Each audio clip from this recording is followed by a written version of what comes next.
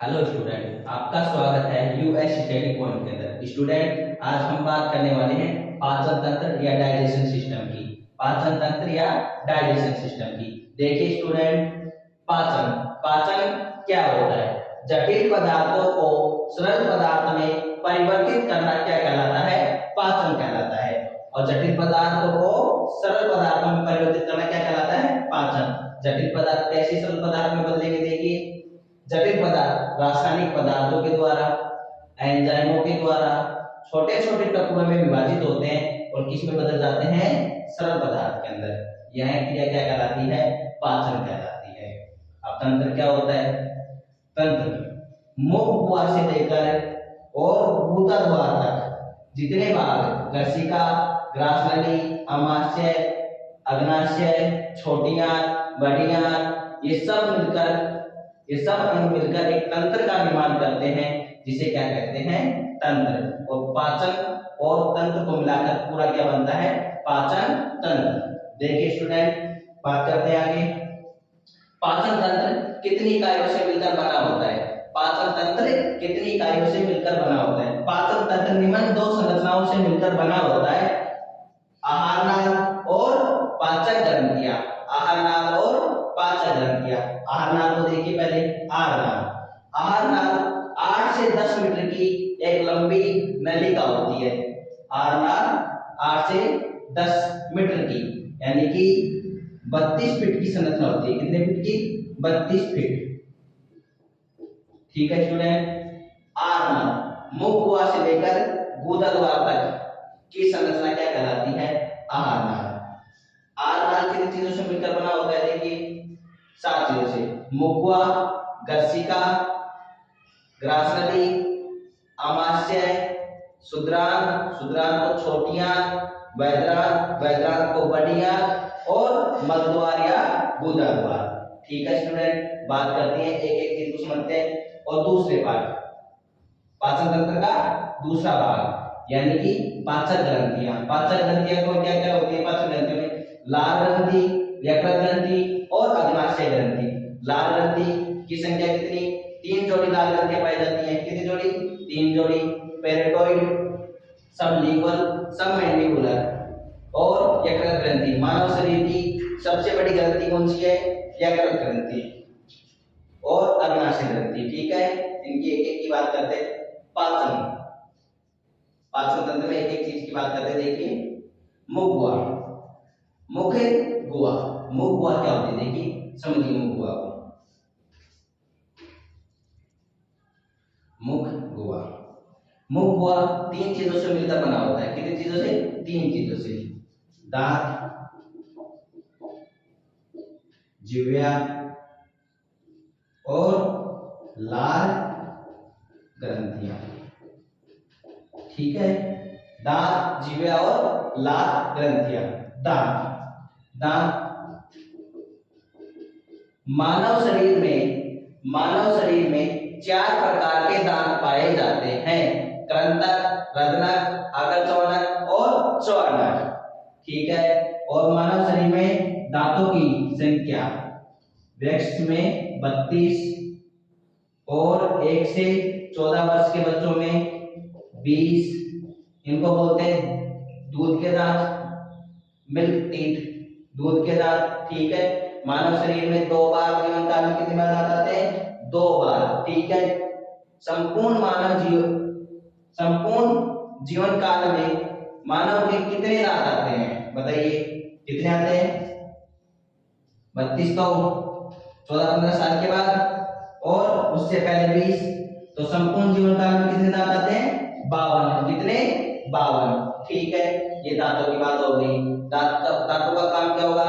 चीरना, कुतरना, फाड़ना या छोटे छोटे भागों में विभाजित करना। ठीक है, बात करते हैं जीवा की। जीवा क्या होती है? स्वाद कलिकाएं होती है। क्या होती है?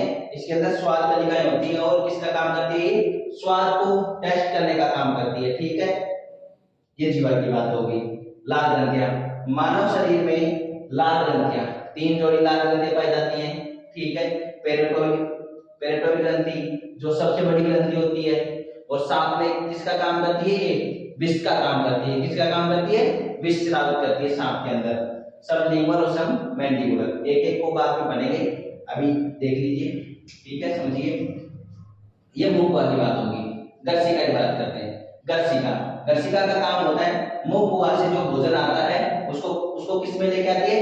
ग्रास नली में। किसमें? ग्रास नली में। एक पाइप जैसी संरचना होती है, ठीक है, एक पाइप जैसी संरचना होती है। कौन? गर्सिका, ठीक है। अब बात करते हैं, मुख वाली बात होगी, गर्सिका की बात होगी, ग्रास नली की। किसकी? ग्रास नली की। यह दो चीजों को सेपरेट करने का काम करती है, वायु को और भोजन को। वायु को और भोजन को। इस पर क्या पाया जाता है? तो अलग संरचना पाई जाती है। जो भोजन करते समय तो वायु श्वास नली को ढक लेता है, और श्वास लेते समय किसको ढक लेता है? किसको ढक लेता है? किसको? भोजन नलिका को या ग्रास नली को, ठीक है। आगे बात करते हैं अमाशय की। किसकी बात करते हैं? अमाशय। अमाशय क्या होता है? यह अमाशय गर्सिका से भोजन, ग्रास नली से भोजन किसमें आएगा? अमाशय में। इसमें देख लो एक बार और, ग्रास नली में देख लो, इसमें उपास्थि के छल्ले पाए जाते हैं। क्या पाए जाते हैं? उपास्थि के छल्ले। उपास्थि क्या होती है? हड्डी की बहन होती है उपास्थि, और क्या होती है? वो लचीली होती है। अब उपास्थि क्या होंगी? उपास्थि से जैसे कान, नाक, ये सब किनके बने हुए हैं? उपास्थि हो गए, ठीक है। अब बात करते हैं अमाशय की। किसकी बात करते हैं? अमाशय क्या होता है? अमाशय, ग्रास नली से जो भोजन आएगा किसमें आएगा? अमाशय में। अमाशय में क्या होगा? HCl का स्रावन होता है। तीन भागों में बटा होता है, फंडिक, कार्डियक और पाइलोरिक। फंडिक, कार्डियक और पाइलोरिक। HCl का स्रावन करता है, ठीक है, और भोजन को क्या बनाता है? अम्लीय बनाता है। भोजन को क्या बनाता है? अम्लीय बनाता है, ठीक है। ये किसकी बात हो गई? अमाशय की। भोजन अमाशय बात किसमें आएगा? यहीं पे जो भोजन अम्लीय बना था, यहाँ पर किसकी संरचना पाई जाती है? यहाँ पर एक संरचना पाई जाती है यकृत या लीवर। यकृत या इसको इंग्लिश में बोलते हैं लीवर, ठीक है स्टूडेंट। लीवर ये काम क्या करता है? पित्त रस का स्रावन करता है। किसका? पित्त रस का।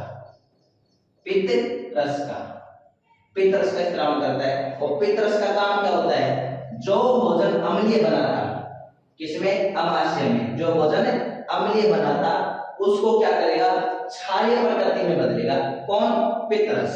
बस ये काम होता है इसका, ठीक है। और इसमें यहाँ दो वर्णक निकलते हैं, दो वर्णक, बिलीरुबिन और बिलीवर्डिन। बिलीरुबिन और बिलीवर्डिन, बिलीरुबिन और बिलीवर्डिन जो क्या काम करते हैं? मूत्र और लैट्रिन, मूत्र और लैट्रिन उसको क्या करते हैं?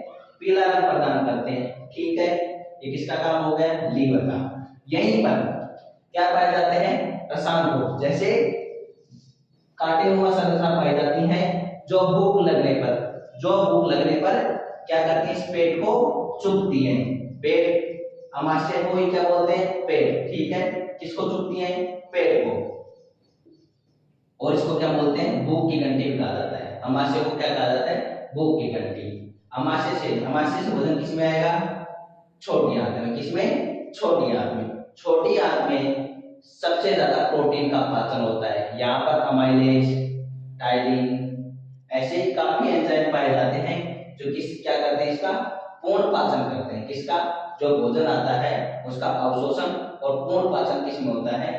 छोटी आंत में। किसमें? छोटी आंत में, ठीक है। इसके बाद जो भोजन आगे जाएगा किसमें? बड़ी आंत में। यहाँ क्या होगा? ओनली बड़ी आंत क्या करती है? भोजन को फैलाने का काम करती है। क्या करती है? भोजन को फैलाने का काम करती है, और कुछ मात्रा जल की बच जाती है उसको अवशोषित कर लेती है, और बचे हुए भोजन को किसमें निकाल देती है? गुदा द्वारा मानव शरीर से बाहर निकाल दिया जाता है। देखिए स्टूडेंट, मुख गुहा में जो भोजन, जिस भोजन में क्या मिलती है? श्लेष्मा, उसको क्या बोलते हैं? बोलस। क्या बोलते हैं? बोलस। वो बोलस जिसमें क्या मिल गया था? लार वगैरह मिल गई थी, जो कहां पर? भोजन किसमें आ जाएगा? गर्सिका से ग्रास नली में, ग्रास नली से जब अमाशय में आ जाएगा तो उस भोजन को क्या बोल देंगे? काइम। क्या बोलेंगे? काइम, ठीक है स्टूडेंट। और भोजन जब किसमें आ जाएगा?